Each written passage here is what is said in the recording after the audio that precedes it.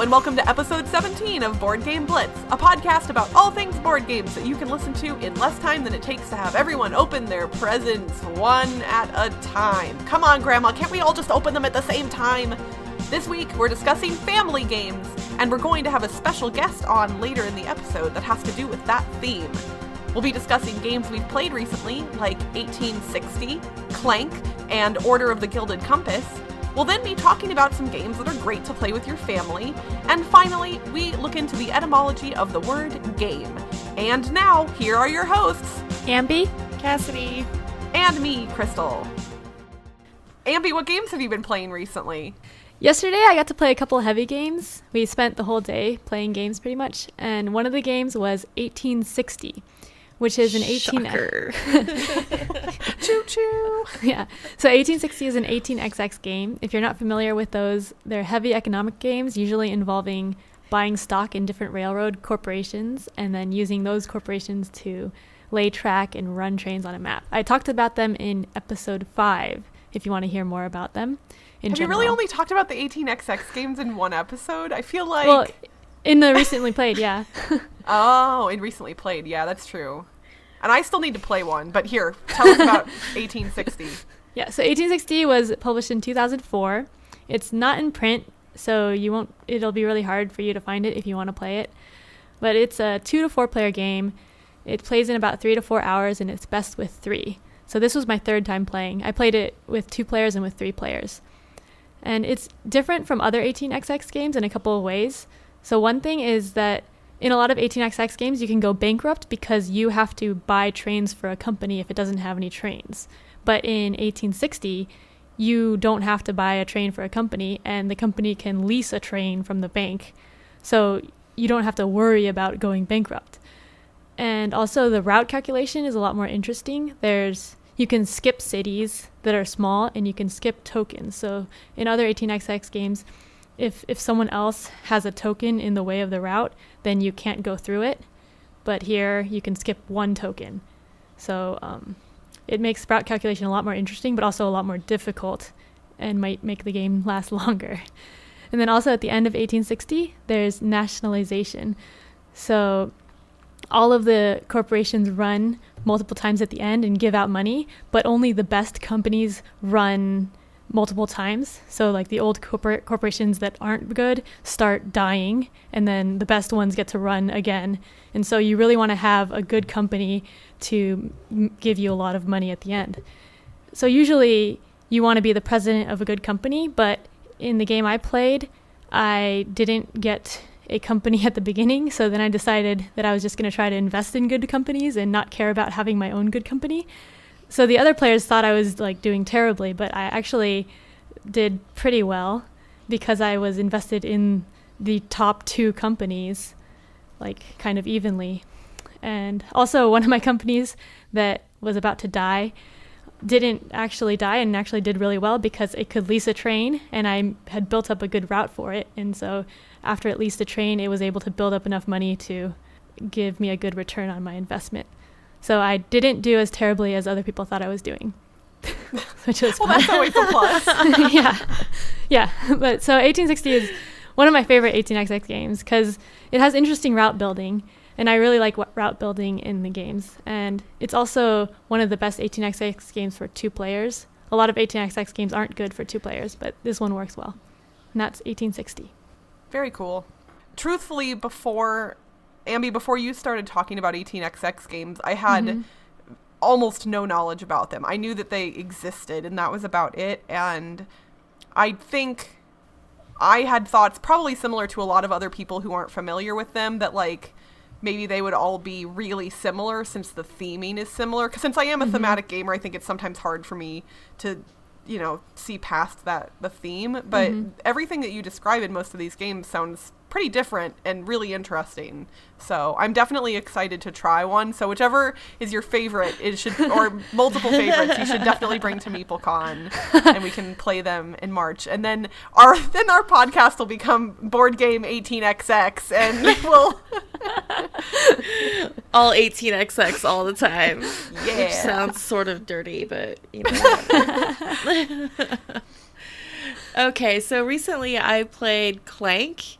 And I remember being sort of on the fence about this because I was like, okay, well, it's deck builder, but it's also dungeon diving, and how does that work together? Because it sounds really awkward. And I was like, I guess I'll play. So Patrick from What Did You Play This Week made me play it when he was visiting in Columbus. He made you play it, or? Well, we were sitting there and trying to find games to play at one of the local shops, and I was like, he's like, let's play Clank, and I was like, okay. Patrick's a cool dude. I would trust his recommendations. But yeah, and anyway, I did end up really liking it. So Clank, like I said, is deck building and dungeon diving all wrapped up in one tidy little box. Not really tidy, it's kind of a mess. So you start with a deck that has like your currency and some movement points and cards that give you Clank, which Clank is bad. When you draw Clank, you're essentially waking up the dragon, which is never a good thing. You don't want to wake up the dragon in the dungeon, right? While you're trying to get at all of his treasure. So as you draw your cards and play your cards, some of them will give Clank, and they go into this little pool. And if the dragon gets woken up, all of the Clank, everybody's Clank, goes into a bag. And then you pull out a number depending on how far up the dragon is on his anger like chart. It's not really what it's called. It's just that's what I call it, the anchor chart. So it's a 2 to 4 player game. It's 30 to 60 minutes. I think the 2 games I've played have been within 30 and 45 minutes. And it's Renegade Games, which they've been kind of blowing it up lately. So yeah, you're building your deck similar to how you would in Ascension, where you're getting your money, you're getting your attack, and you're getting movement. The cool thing is some of the cards will have like multiple things, so they'll give you steps for your movement and they'll give you money, and you can use all the things on that card. Of course, those are going to be the higher cost cards, but as you're diving into the dungeon, you want to collect treasure, of course, because why else would you go into a crazy dragon-filled dungeon? Well, that just sounds like oodles of fun all by itself, but yeah, the treasure is a motivating factor there. And as it stands, like, as your adventure is, you go in and you can pick up one big artifact treasure and a bunch of little ones. If you can't collect more than one big one unless you go to this like little merchant market area that's in the dungeon, because there's a guy just hanging out selling you stuff in the dungeon like one does. And then once you have that, you can pick up an additional larger item. The larger items are more victory points, but you really want to be back out of the dungeon as fast as possible, because you get an extra 20 victory points for being out of the dungeon when the game ends. If you are still in the dungeon when the game ends, if you're below like the ground level, so if you're in the dungeon like basement area, then you die and you don't get anything. If you're above ground when the game ends, then you're going to die, but the villagers come in and drag you out and you still get all your victory points. Interesting. It's basically how it works. Anyway, I really liked it. After playing it a second time, I'm actually really interested in picking it up myself. I'm picky about deck builders, but that sounds like one that I would probably dig. It's very thematic. It's one of the most thematic games I think I've played all year. And that generally is for me well, I guess technically my two deck builders that I like are Firefly Legendary Encounters, which I've talked about before, and Paperback. And Paperback, I mean, word games really aren't thematic, but it's an entirely different thing than a normal deck builder. So yeah, I love Paperback. Paperback has a completely different feel than other ones, I think. Yeah, it's not like most deck builders, which is a good thing, but that's a discussion for another day. I recently got to play Order of the Gilded Compass, which is a 2016 release from Gray Fox Games for 2 to 5 players. Order of the Gilded Compass is a re-implementation of an older game called Alia Iacta Est, which is Latin for the die is cast. So, sorry Cassadi, I don't know if you'll like this one, but it is a dice game. Dang it. So I've played Alia Iacta Est in the past, and I really liked it, but since it was an older game, it was a little harder to find, and I, wasn't up for searching on eBay or whatever else, so I hadn't bought it. But when I heard that it was being re-released as a new game, I was really excited. The easiest way to describe this game is it's kind of like a grown-up version of Yahtzee, but with dice placement and set collection elements added in. Certain buildings are, so you're like archaeologists or you're like explorers who are trying to win favor with like a secret society, and different buildings get put out at the beginning of the game, which gives it some variability and replayability that's really nice. And the buildings incorporate different types of tiles and items into the game that'll give you victory points. And each round, everyone rolls all of their dice, and then they allocate some of their dice to those different buildings based on different rules. So on one building, you might have to put runs down, and the person who put the biggest run on that building at the end of the round will get the first benefit from it, etc., etc. Or in others, it's like you have to make a set of the same number, and higher numbers will go first. But there's a bunch of different rules, similar to Yahtzee, in how you score those buildings. And you claim little buildings to put in front of you, and you claim archaeologists and cartographers, and you get tools to assign to them with some of the buildings, and other little benefits that'll give you bonus abilities. And all of that is to gain points, and whoever has the most points win. While this game, truthfully, the theme is there, but it's a little pasted on. I really like it anyway, because I do like dice games, unlike Cassadi. And really, as you know, kind of similarly to another game I've described before, Quantum, while this is a dice rolling game, there are enough ways to mitigate unlucky rolls that it's not super frustrating. Like, you can't ever, and you roll your dice every round. So like, you roll all your dice in the first round and you allocate some of them, and when it comes back around to you, you roll them again. So even if that first roll only had a few that were helpful, then you get to roll the others again. You don't have to have one great roll ever, basically. I mean, when you get down to only a couple of dice, obviously your options will be limited, but it's easy to teach, not too difficult to learn, and the variability makes it really interesting because the different buildings that come out based on what you choose at the beginning of the game. My friend Greg actually knew that I was looking forward to this coming out, and he bought it for me as a Christmas present, so it is now in my collection. I have not even played my copy of it yet. I've played Greg's copy of the game, but I'm super excited that I own it, and I have a feeling that it'll be coming off of my shelf a lot in the near future. So that is Order of the Gilded Compass from Grey Fox Games. In our last episode, we discussed a whole bunch of games that are good for parties, and I would imagine that some of you that listened to that episode might have thought, man, there's some really good games that they didn't mention at all. Like, a lot of really good games that they didn't mention. Well, spoiler alert, we knew that this episode was going to be about family games, so we omitted a few of the ones that, while good for parties, are really good for families. So we're going to talk about some of those now, and some that are good for families that aren't good for parties, probably as well. So a game that was talked about last week that's great for parties and for families is Deception Murder in Hong Kong. So Crystal talked about it in her recently played last week, and it's a really great game for families because it accommodates a lot of people. It's really easy to learn, and it's not really hard to lie in it, like other social deduction games. Whereas games like The Resistance or Werewolf might be harder for families to play because they're not comfortable lying.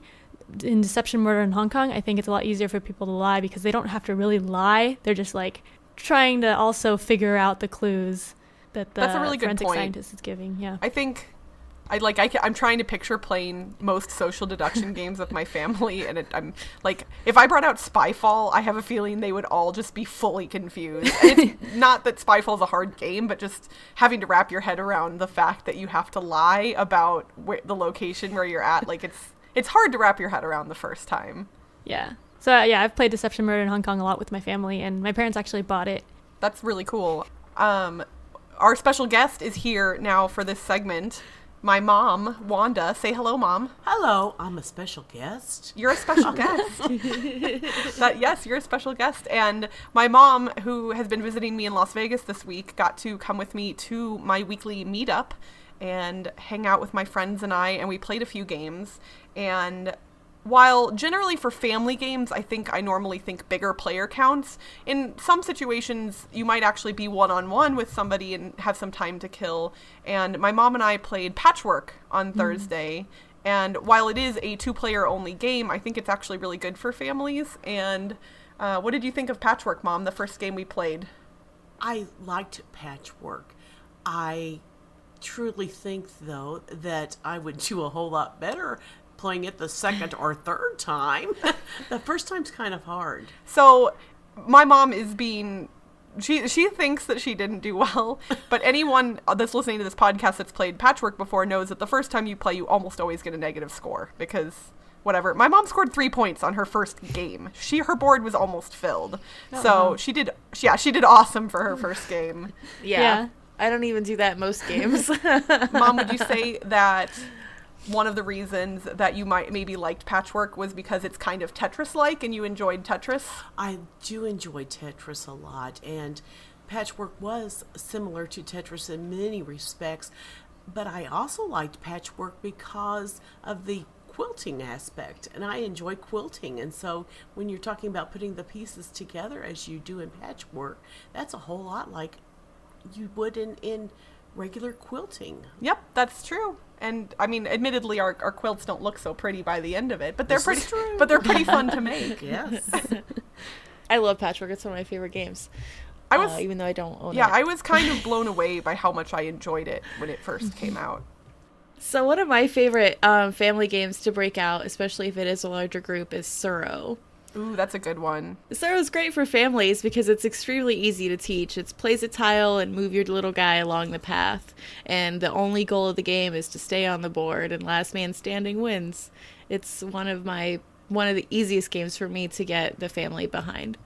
And it's quick too, so even if like one of your family members is like, ugh, board games, like, come on, this takes 15 minutes. You don't have to do much. It's good, I swear. And games like Tsuro, I feel, are really good at potentially like piquing people's interest about the hobby as a whole. Ambie, do you have another one that you want to talk about? I actually have played a lot of Mahjong with my grandma. So my grandma, I think probably the only game she plays is Mahjong. And she actually beats us all the time. But so if you don't know, Mahjong is similar to Gin or Gin Rummy, where you have tiles and you're trying to get sets of 3, either 3 in a row or like 3 of a kind, and you want your whole hand to be full of sets. And then it has some other rules. There's like flowers that are just special, and normally people play it with money, but I've never played it with money, so I'm not like that. You don't want to clean out your grandma's pockets. Well, no. I think grandma would be cleaning out everyone else. So she says she doesn't play it with money either. She's like a very casual Mahjong player, but still, like, when we play with my parents and my grandma, and like she always wins and laughs at us, but it's really fun. I've talked in a previous episode about how I played Balderdash when I was a kid, and while we were at the meetup this week, a friend of mine actually brought the updated version of that game, which is beyond Balderdash. I know that Tom Vassell and the guys at the Dice Tower have talked about Beyond Balderdash before and kind of sung its praises, and I had never played the updated version, but it is a blast. We played with a group of 6 or 7 people, and my mom was able to play that with us as well. What did you think about Beyond Balderdash? I think I'm going to have to acquire that game when we have large groups. I loved it. That was a blast. And I was so impressed with everybody that was playing. You know, you need to have a group of similarly eccentric people playing the game, because you really do have to have kind of an imagination. So I would say that probably not for a very young person, but it's great when you have a bunch of people.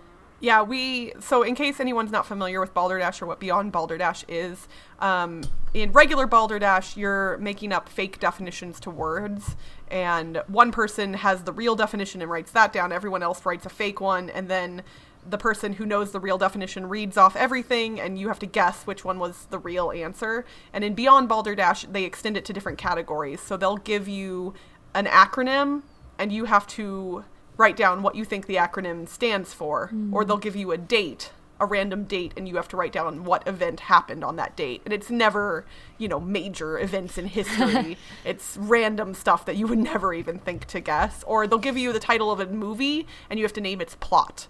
Stuff like that. And our group was ridiculously creative. I'll send a message to my friend that owns the game, because I think she keeps those slips of paper. I would love to take a picture of some of the groups of answers that we ended up with, because they were really creative, really good, and it was a lot of fun. Phenomenal. I've never been good at Balderdash. I think Beyond is better, because those other categories, especially like the acronym one, like all you have to do is come up with words that start with a certain letter, in a row.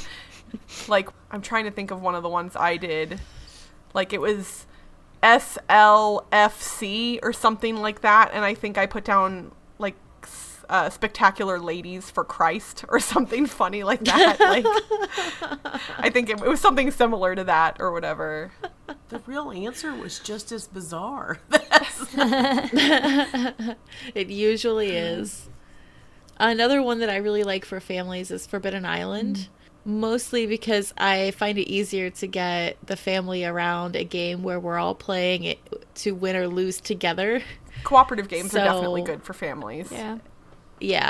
And it's the easiest one I found to teach. I'm not going to bring out ghost stories for my family. Oh gosh, sorry, family. I can't even imagine. That's pain that no family should have to endure. And that's not to say I don't like ghost stories. I love it, but baby, that game is punishing. My mom and one of her girlfriends came down and we played Forbidden Island, and she liked it so much that she went out and picked it up. So that's kind of cool, because I can't remember the last time my mother has ever played or purchased a board game. So that was exciting. Another game that I got to play with family over Thanksgiving, and I hope to play over Christmas too, is TransAmerica.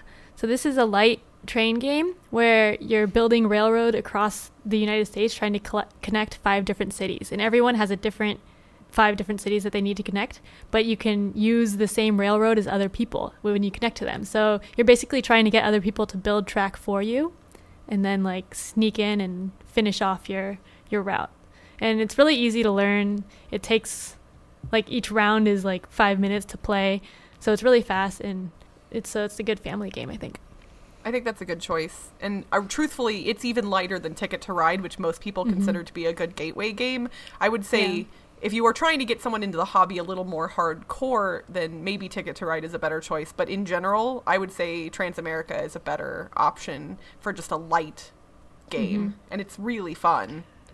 I actually watched a video for it, I think after talking to you, Ambie, about some entry train games, and I like the way it plays better than Ticket to Ride, because everybody's sharing the same tracks and you can sort of sneak in and do your thing, and I think that that's a really neat piece of the gameplay. Yeah, you never get completely cut off like you do in Ticket to Ride, because that can be really frustrating in Ticket to Ride when somebody takes that last route that you needed and now you basically have no options. In TransAmerica or TransEuropa, which is another implementation of the same concept, those games you never get cut off.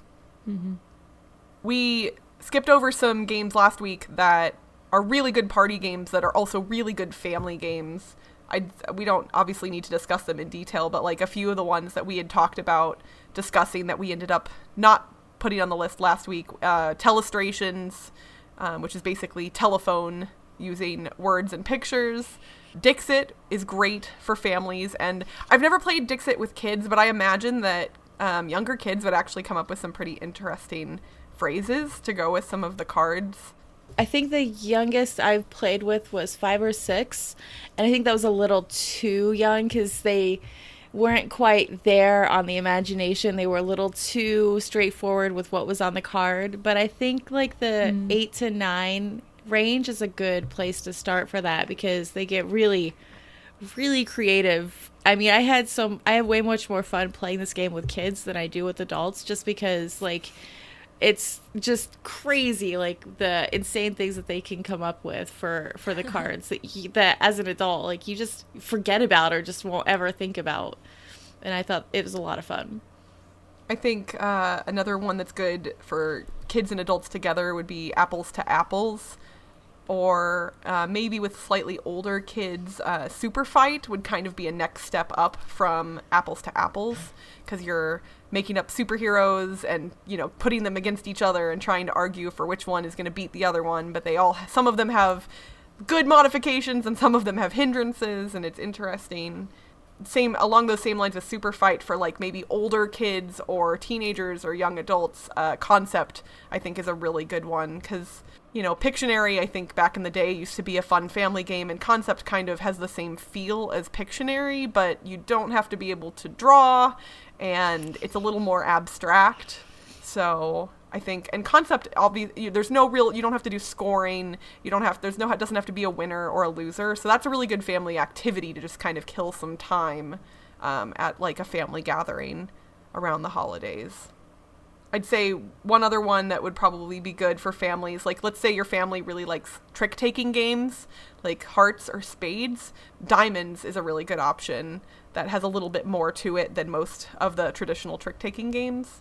Mom, I know you like hearts and spades. Yes, I do. So I'll have to show you diamonds at some point, because it's a lot of fun, and it's similar to those types of games, but there's these little gems that you have to collect, and you can steal them from other players by what cards you play and stuff like that. So yeah, it's a lot of fun. It may have taken 17 episodes, but for this week's etymology segment, we're finally going to explain the origins of the word game. Game is a Middle English word that came about during the 13th century. Tracing its roots, it becomes quickly evident that the word game has existed in some form in a whole bunch of different languages.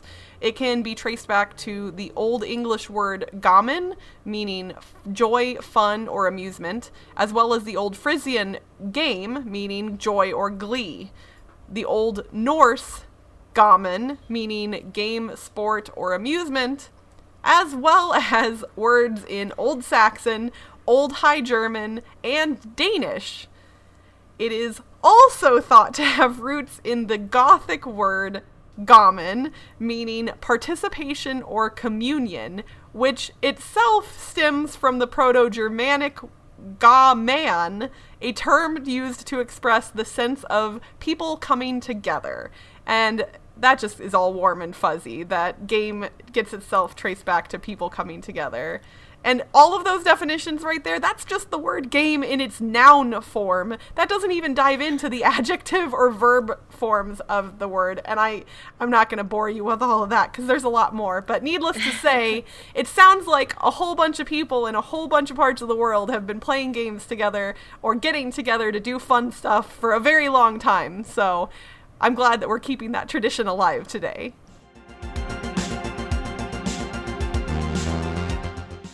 We wanted to give a shout out to Dave Colleen, who rated us on iTunes and left a review that said, "What a great show. They pick fun, interesting games, and the discussions are always engaging. I would recommend this to any board game enthusiast. Keep it up, ladies." Thanks so much for the kind words. Thank you so much. That was really nice. Yay. We love positive reviews, and every review on iTunes helps our podcast become more visible to people who are searching for podcasts. So anytime anyone wants to leave us a review, we will heart you forever. Even if you're not leaving us a review, we appreciate you. But since we are going to be spending some time with our families during the holidays, we're going to be taking our first ever hiatus. We will not be releasing an episode on January 5th, but we will return on January 19th, so have no fear. I wanted to give a special thank you to my mom for joining us on this episode. You are very welcome. You were a wonderful guest. Very special guest. And we hope all of our loyal Blitzketeers have a wonderful Christmas and a happy New Year. And we will be back on January 19th. And that's it for this week's episode of Board Game Blitz. Visit our website, boardgameblitz.com, to get links to all your social media pages, including our Facebook, Twitter, Instagram, and Board Game Geek Guild. Our theme song was composed by Andrew Morrow, technical support provided by Toby Mao. Have suggestions for the show or just want to say hi? Shoot us an email at boardgameblitz@gmail.com. Until next time, we are family. I got all my blitzers with me. Bye, everyone. Bye. have suggestions for the show or just want to say hi, shoot us an email at boardgameglitz. Board Game Glitz. All right, I'm backing it up a That's little. our fashion podcast. Why don't we have one of those? Because I'm not fashionable. Me either. Me either.